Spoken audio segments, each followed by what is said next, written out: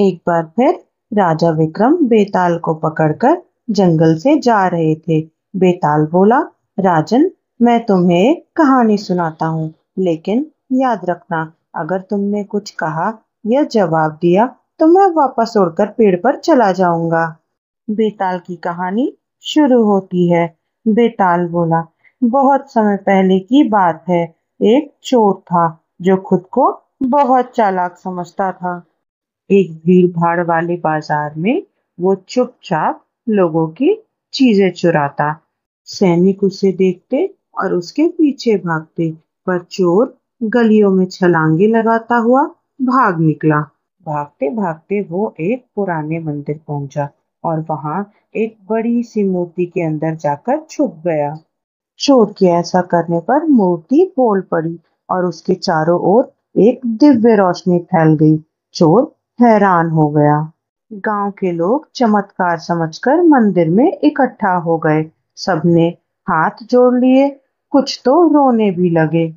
लोग उसके पास अपनी समस्याएं लेकर आते और चोर उनका सही सही सुझाव देता और उनकी मदद करता।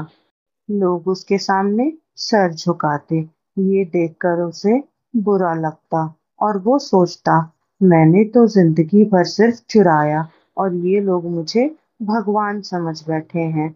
और यही सोचकर उसकी आंखों में आंसू आ जाते। जब राजा को इस बारे में पता चला तो वो अपने सैनिक लेकर वहां गया और मूर्ति के अंदर देखा तो उसे चोर मिला।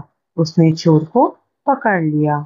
चोर ने कहा, राजा, मैं मानता हूँ कि मैंने बहुत सारी चोरियां की हैं, पर मैंने इन लोगों को दिल से सही राह दिखाई है। लोगों ने कहा, महाराज, इसने हमारी मदद की है, इसे माफ कर दीजिए। बेताल ने कहानी यहीं खत्म की और बोला, राजा, बताओ, इस चोर को सजा मिलनी चाहिए या नहीं?